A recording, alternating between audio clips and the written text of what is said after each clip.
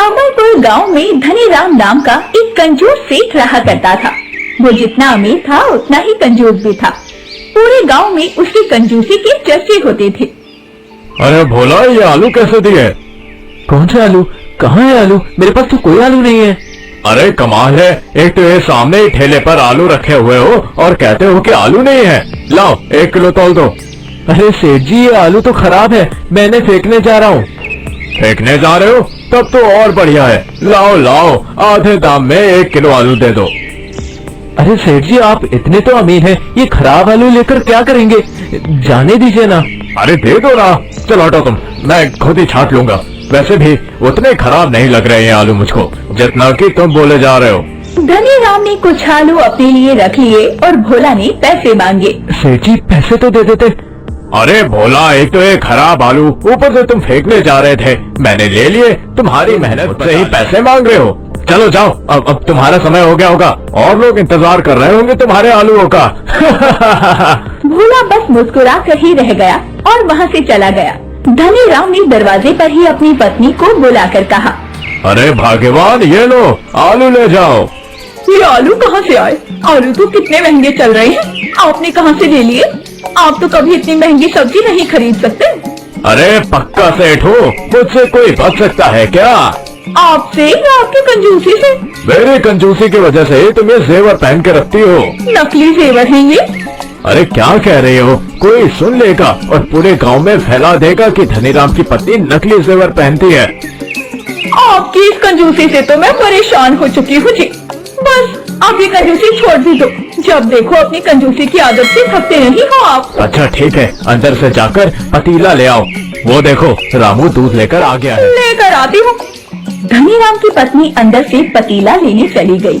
तब तक रामू धनीराम के पास आ गया। सेठ जी नमस्कार।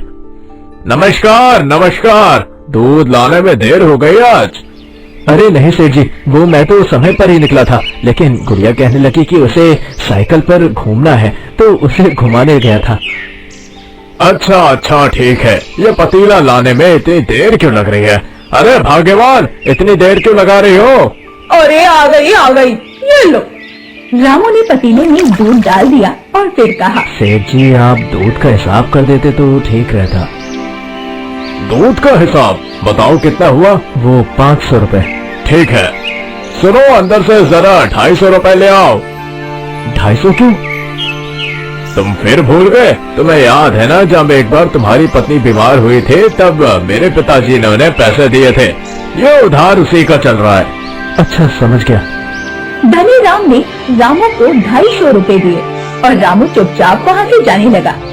रास्ते में उसे भोला ने देखा तो वो उसका परेशान चेहरा देखकर बोला, अरे रामू भैया, क्या हुआ? परेशान क्यों? कहाँ से आ रहे हो? धनीराम के यहाँ से आ रहा हूँ। दूध का हिसाब किया था, उसने 500 की जगह 250 ही रुपए दिए। अरे लेकिन ऐसा क्यों? किसी समय पर पिताजी ने उससे पैसे लिए थे, वो वही काट कर देता है अब, और जब तक हिसाब पूरा नहीं हो जाता मैं उसके यहाँ दूध देना बंद नहीं कर सकता। इतनी महंगाई में सबसे सस्ता दूध वही ले रहा है। मेरी तो और सब्जी तक उसने मुफ्त में ले ली। वो जितना कंजूस है उतना ही चालाक भी है। सही कहा। अच्छा अब मैं चलता हूँ।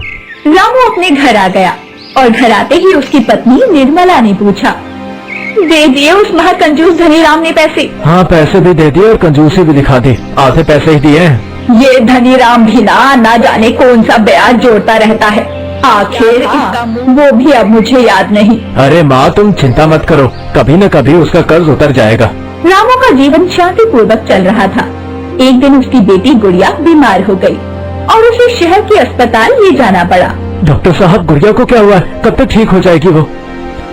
ज्यादा घबराने वाली बात नहीं है, इसे बस मलेरिया हुआ है। ये कुछ दिन अस्पताल में रहेगी और आराम करेगी तो ठीक हो जाएगी। अब बस पैसे जमा कर देना। ठीक है।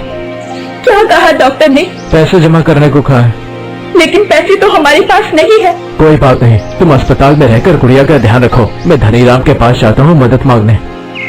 ठीक है। रामू सीधा धनीराम के घर आ गया और मदद मांगने लगा। क्या बात है, तुम इस वक्त यहाँ? तुम्हारा हिसाब तो मैंने कर दिया था ना। हाँ, वो मैं ये नहीं कहने आया था। मैं ये कहने आया था कि मेरी बेटी बीमार है और अस्पताल में है, तो मुझे कुछ। कितने पैसे चाहिए और कब तक दोगे? 10,000 रुपए चाहिए और कुछ समय में दे दूंगा।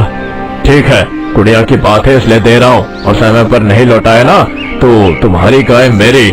मुझे मंजूर है। धनीराम ने रामू को पैसे उधार दे दिए और रामू ने गुड़िया का इलाज करवा लिया। गुड़िया कुछ दिन में ठीक होकर घर वापस आ गई। सुनिए जी, अब हम धनीराम के पैसे कैसे लौटाएंगे? अगर नहीं लौटाए तो वो हमारी गाय ले जाएगा, फिर तो हमारे खाने के भी लाले पड़ जाएंगे। सही कह रही हो, इस बात की चिंता है मुझे भी। अब क्या करें हम? चिंता मत करो, कुछ न कुछ हल निकल ही आएगा। मैं धनीराम के यहाँ दूध पहुँचा कर आता हूँ। रामू दूध लेकर धनीराम के यहाँ पहुँच गया। क्या बात है, तुम आ गए? मेरे पैसे तो ध्यान है ना? हाँ सेठ जी, मुझे सब ध्यान है। मैं कुछ दिनों में आपके पैसे दे दूंगा। 2 दिन? क्या? 2 दिन में पैसे दे दो और आराम से रहो, वरना तुम्हारी गाय मेरे आंगन में बंध जाएगी। लेकिन कुछ नहीं, कह दिया तो कह दिया। रामू मुंह लटकाकर अपने घर लौट आया और अपने घर वालों को सारा हाल कह सुनाया। ये तो बहुत बुरा हुआ, अगर हमारी गाय चली गई तो हम क्या करेंगे? एक यही तो हमारा सहारा है। नहीं, अब तो भगवान ही मालिक है, पर अभी 2 दिन है, कोई ना कोई रास्ता तो निकल ही आएगा। अगले दिन रामू धनीराम के यहाँ दूध देने जाने लगा कि तभी रास्ते में उसे एक साधु बाबा दिखाई दिए, जो पेड़ के नीचे बैठे हुए थे।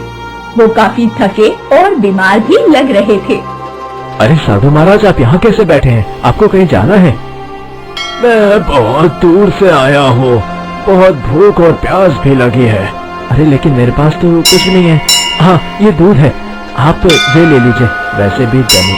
वैसे भी धनीराम को दूध दूंगा तो कोई फायदा नहीं है, कम से कम आपको दूध दे देता हूँ तो आपका पेट तो भर जाएगा। तुम्हारा बहुत बहुत शुक्रिया।